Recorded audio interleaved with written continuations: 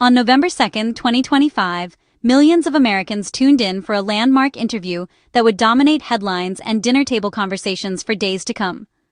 President Donald Trump appeared on CBS's iconic news program, 60 Minutes, for a rare and highly anticipated sit-down with anchor Norah O'Donnell.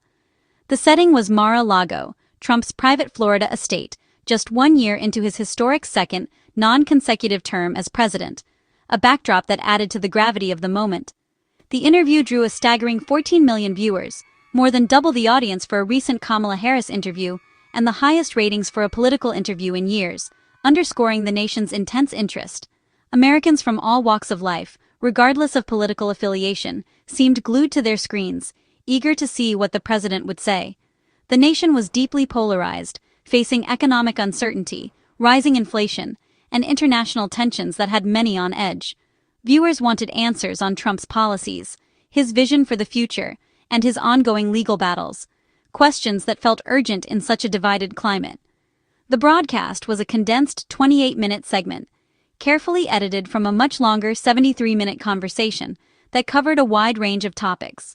While editing is standard practice in television, this time, the process itself became a story, raising questions about what was left on the cutting room floor.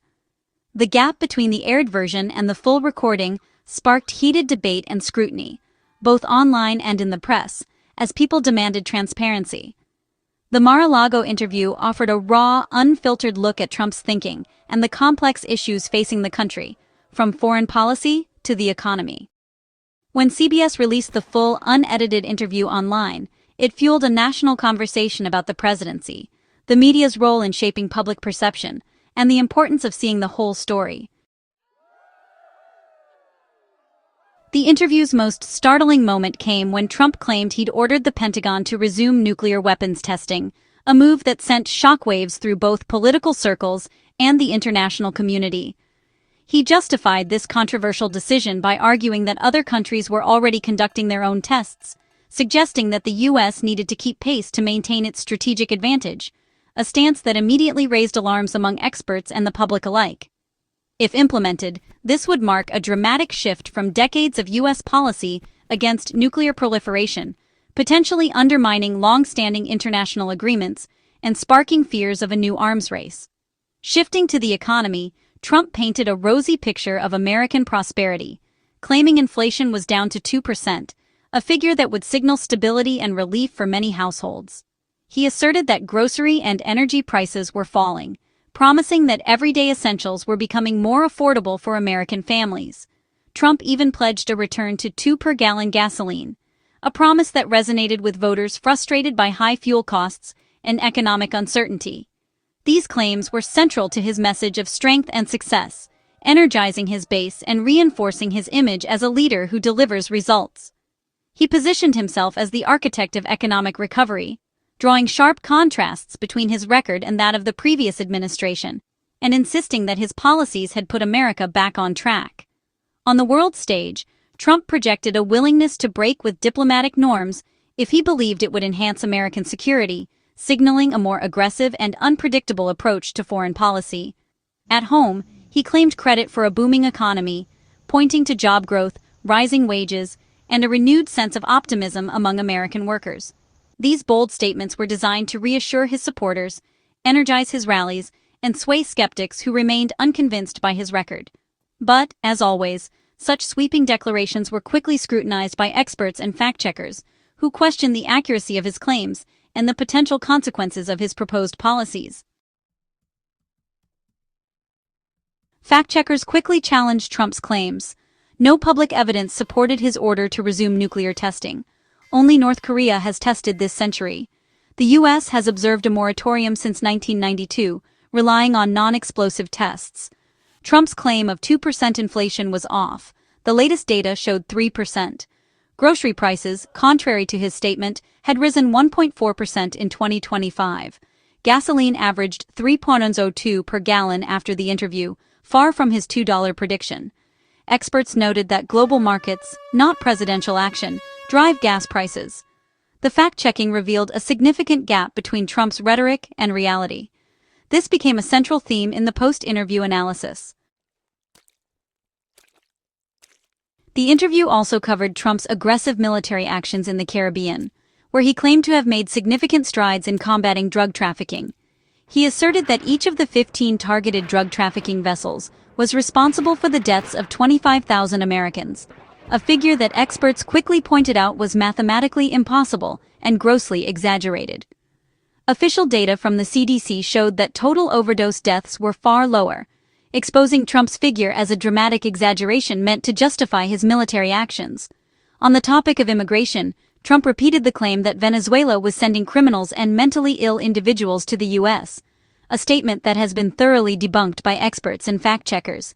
He also claimed that over 11,000 murderers had been released into the country, a statement that caused widespread alarm. While an ICE report did list 13,099 non-citizens with murder convictions, many of these individuals had entered the country legally years ago and were not recent arrivals, contradicting the impression Trump gave. Trump's phrasing suggested a recent and escalating crisis, distorting the actual data to fit his narrative. These claims served as potent political talking points, rallying his base, but they lacked factual support and were often misleading. The interview highlighted how Trump frequently uses dramatic and inflated numbers to justify his policies and actions, creating a sense of urgency and crisis. Fact-checkers and officials have repeatedly found his statements to be misleading, often requiring extensive clarification and correction. This pattern of powerful rhetoric, but little evidence, continues to be a hallmark of his communication strategy. Foreign policy turned to Ukraine and Iran. Trump claimed Biden gave Ukraine $350 billion in aid, a figure nearly double the actual $187 billion, some of which was a loan. He used this inflated number to criticize his predecessor's spending. On Iran, Trump declared that U.S. airstrikes had left Iran with no nuclear capability. Experts disagreed, noting Iran still had enriched uranium and the expertise to rebuild its program. The strikes set back Iran's timeline, but didn't eliminate its nuclear potential. Trump's claims of total success were premature and overly optimistic. These foreign policy assertions fit his patterned bold declarations, little nuance.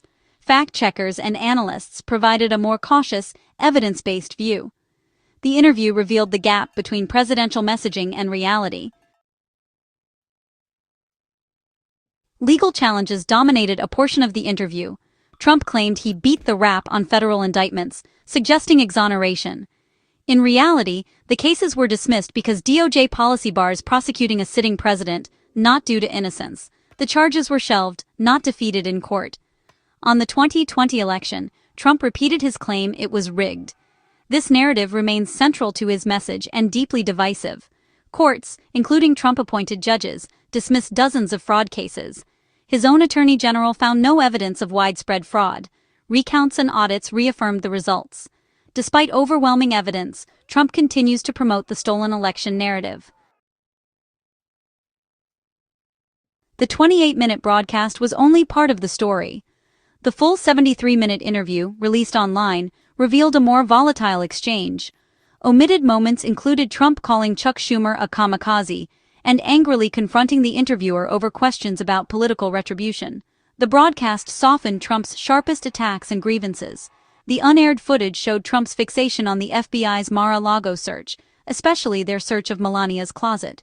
He referenced his $16 million legal settlement with CBS, a detail left out of the broadcast. The full interview included over 40 mentions of Joe Biden, compared to just 6 in the aired version. These omissions changed the tone and substance of what viewers saw. Critics argued the edits protected both Trump and the network. The release of the full interview fueled debate over transparency and media bias. CBS's decision to release the full interview was shaped by recent legal battles with Trump. In October 2024, Trump settled a $16 million lawsuit against CBS over an interview with Kamala Harris, alleging deceptive editing. The settlement, finalized before a major Paramount merger, forced CBS to release unedited materials from the Harris interview. This set a precedent, priming Trump's supporters to demand full transparency for his own interview. When the edited Mar-a-Lago interview aired, viewers immediately questioned the network's motives. Critics from both sides accused CBS of bias or cover-up. Under pressure, CBS released the entire 73-minute interview and transcript. The move was seen as an attempt to demonstrate transparency in a hyper-partisan environment. The process of journalism itself became as scrutinized as the product.